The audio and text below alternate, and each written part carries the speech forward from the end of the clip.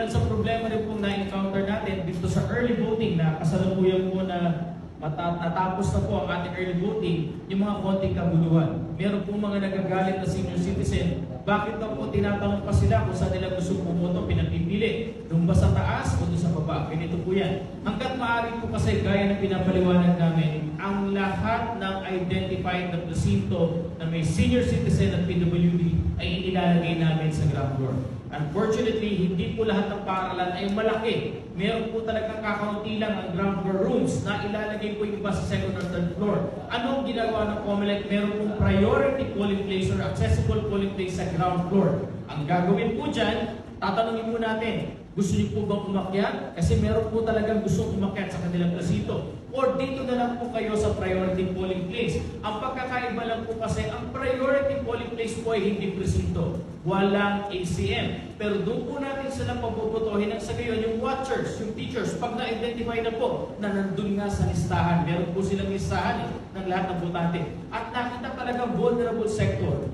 Tatanungin po sila, meron pong form na ibibigay, pumapayag ka ba na kukunin namin ang balota mo sa presinto? Bantay ng teacher, bantay ng watcher, dadalhin sa'yo dito ka na bumoto. At mamaya po yung balota mo, pagtaas mo bumoto, ay dadalhin muli sa presinto ko, nang sa gayong bago matapos ang alas 7, isasama po ititig sa makina. Yan po ang proseso natin. So yung iba nila, dapat pinapipili pa ako para po yun sa convenience nila. Dahil ang tangi lang naman po makapagdedesisyon ang botante. Ikalawa po na nagiging problema. Bakit daw pagdating pa sa polling place, wala yung balota ko? Inuulit po natin, ang priority polling place po ay hindi presinto. Hindi po automatiko na nandun ang balota nyo. Kailangan ma-identify, kailangan pumayag kayo, kukunin namin ang balota, then inonote din po sa minutes doon sa original na presinto nyo.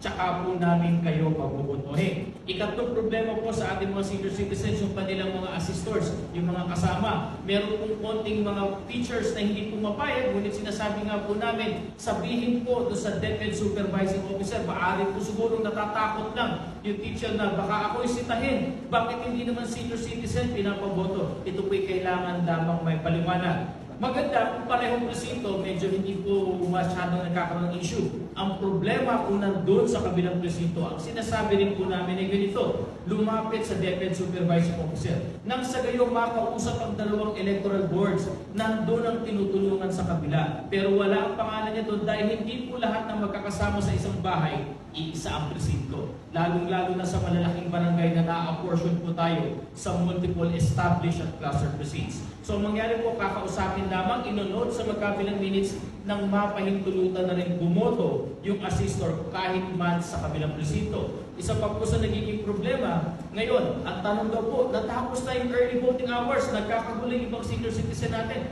Akala po nila hindi na sila makakaboto. Option lamang po yung 5 a.m. to 7 a.m.